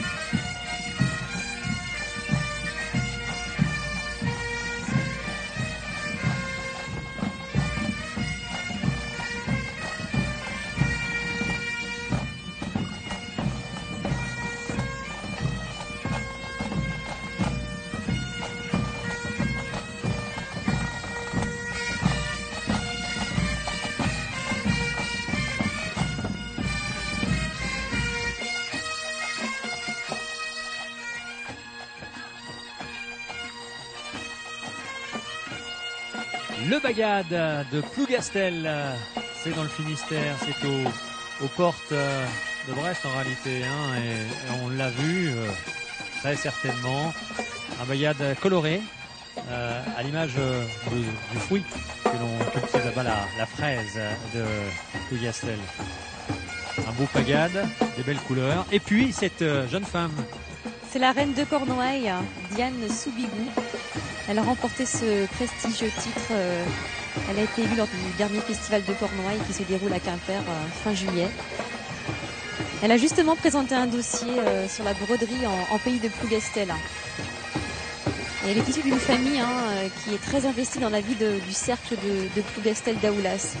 Son arrière-grand-mère déjà a été impliquée dans la vie du cercle celtique. C'est une belle reine de Cornouailles, hein. Et voilà le fanion, la fraise de Plougastel et le Bagad qui suit.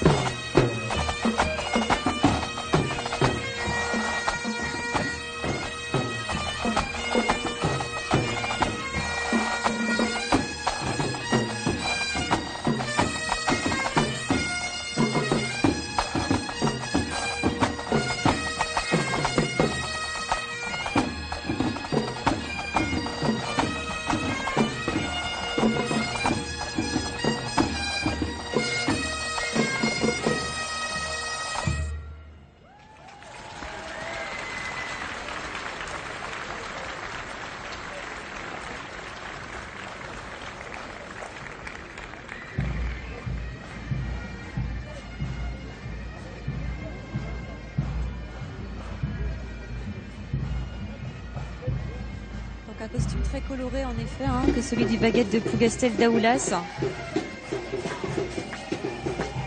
Aux couleurs de la fraise. Des costumes qui se paraient aussi de rubans qui venaient de Lyon ou des pays de l'Est de l'Europe.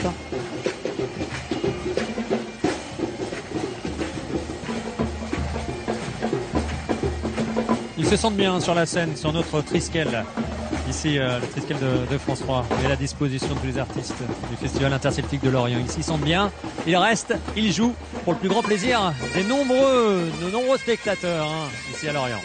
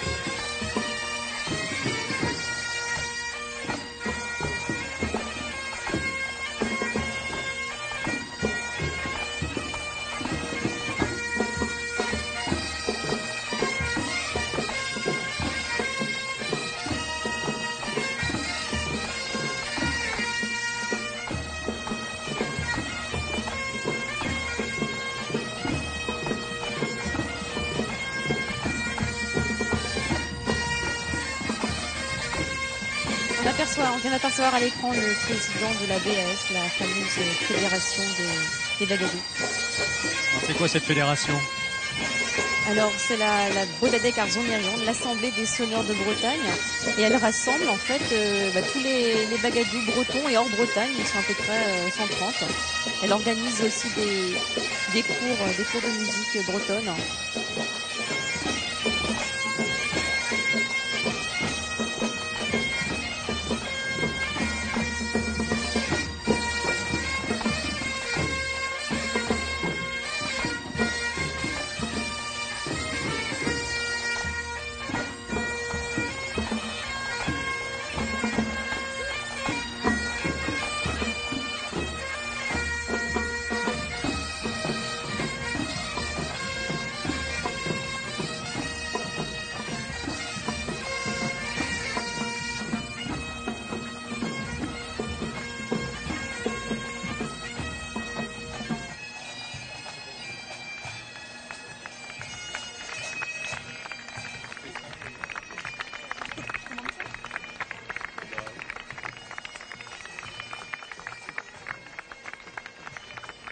Le cercle de Landerneau, cercle celtique de Landerneau, qui voit le jour finalement il y a peu de temps.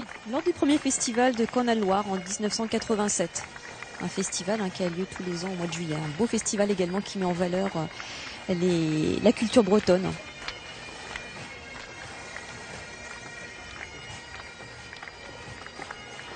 Et là encore, beaucoup de soins apportés au costume avec, comme vous nous le disiez Anna, une spécificité toujours, que ce soit dans les robes, dans les coiffes, dans les costumes de ces messieurs, et également dans leurs chapeaux.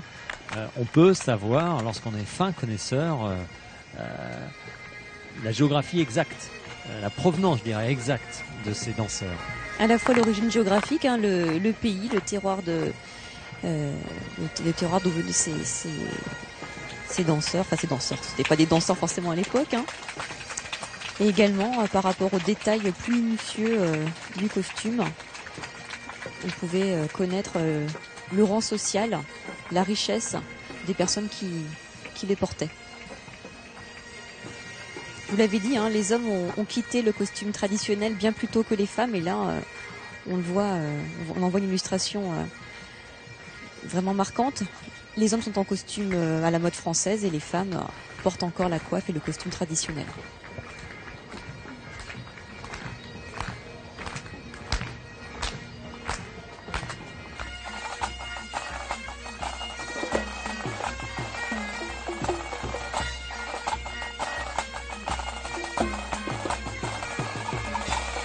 Le Bagad Landy de Landivisio dans le Finistère Nord, dans le Léon.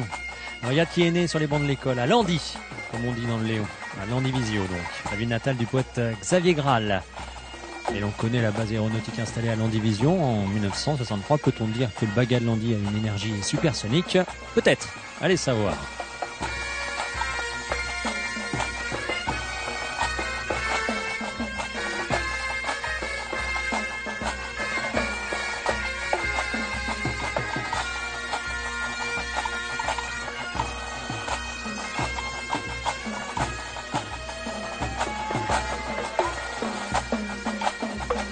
C'est sur ces images du Bagad Landy de Landivisio que nous nous quittons.